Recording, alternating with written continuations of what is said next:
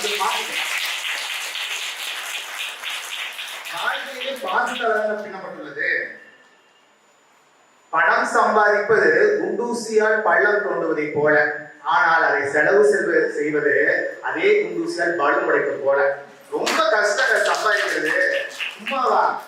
Government வேலைங்கிறோம் எல்லாம். அங்க இருக்கிற பிரச்சனை அவங்களுக்கு தான் தெரியும் எவ்வளவு கஷ்டம்னு.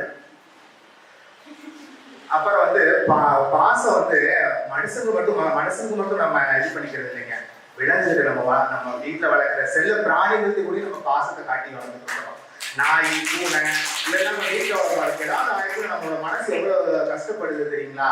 அதே மாதிரி அதுவும் அது 2 மடங்கு நம்ம மேல கஷ்டப்படுது. நம்ம எங்கேயாவது வெளியே கடை போனா நம்ம பின்னாடியே வரும். இதெல்லாம் நீங்க பார்த்துருப்பீங்க. அதுக்கு ஏதாவது ஆயிடுச்சுன்னு வச்சுக்கோங்களேன். எங்க திருப்பூர் ஏரியால எல்லாம் அதுக்கு கண்ணீர் அஞ்சலி விட்டுறாங்க. நான் பார்த்துட்டு ஒரு 2 நிமிஷம் படிச்சுட்டு போறேன். இந்த மாதிரி கண்ணீர் அஞ்சலி எல்லாம் ஒட்டி போறாங்க. சில பிராணி வந்து நான் நியூஸ்ல பார்த்துக்கிறேன். சம்பாதிக்கிறது கூட அவங்க அழுதுட்டு இருக்கிறாங்க. இந்த மாதிரிலாம் நடக்குது. ஒரு காக்கா கூட ஒரு இறந்தவருக்கு நகரவே இல்லைங்க. அந்த மாதிரிலாம் நீங்க செய்தியை பார்த்துருப்பீங்கன்னு நினைக்கிறேன்.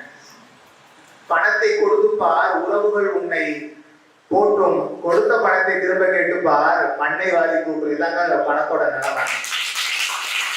இந்த காலத்துல சிவாஜி கணேசன் சாவுதிரி மாதிரி நடிச்சதுல இருந்து இப்போ சிவகார்த்திகேயன், ஐஸ்வர்யா ராஜேஸ்வரி வரைக்கும் பாசத்தை பத்தி தான் படம் எடுக்கிறாங்க. விருதும் வாங்கி இருக்கிறாங்க.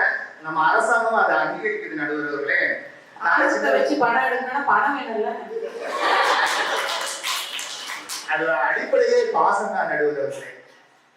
சினிமா. அதுக்கப்புறம் நாங்க விடுமுறை காலத்துல அத்தை வீட்டுக்கு எல்லாம் போவோம். அவங்க அங்க போனோடனே எங்களுக்கு அத்தை பொண்ணுலாம் இருக்கா? அத்தை பொண்ணு எல்லாம் மூத்தவங்களா இருக்காங்க.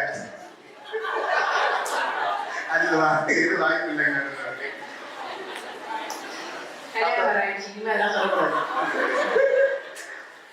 நடுவர்களே. அப்புறம் வந்துட்டு அவங்க பாசத்தை கொட்டி அவங்க எங்களுக்கு நல்லா சமைச்சு போடுறதும், எங்களை வந்து நல்லா பார்த்துக்கிறதும், ஊருக்கு போகும்போது எங்களை வழி அனுப்பி விடுறதும், டாடா காமி விடுறதும் எனக்கு கண்டு முன்னாடி இப்பவும் நிலநாடுது நடுவர்களே. அந்த அவங்க கற்றுக் கொடுத்த விஷயங்களை வந்து நாமளும் எங்க பிள்ளைகிட்ட நாங்க காட்டுறோம். இதுதான் பாசம். நம்ம புரிய வைக்கிறோம். இதுதான் நடுவர்களே பாசத்தோட கட்டமைப்பு. நாங்க தவறான வழிக்கு செல்லாம இருக்க பாசம் தான். ஒரு தவறான வழியை பாசம் கட்டிப்படுது. பணம் இல்லை நடுவர்களே. அப்புறம் இன்னொரு தகவலை சொல்லணும். ஒரு வயதான பெண்மணி பிச்சை எடுத்துட்டு இருக்காங்க ஒரு பகுதியில. அந்த பகுதியில ரொம்ப காலமா பிச்சை எடுத்துட்டு இருக்கும்போது ஒரு காலகட்டத்தில் அவங்க காலம் ஆயிடுறாங்க. காலம் ஆனோடனையும் அங்க சுத்தி இருக்கிற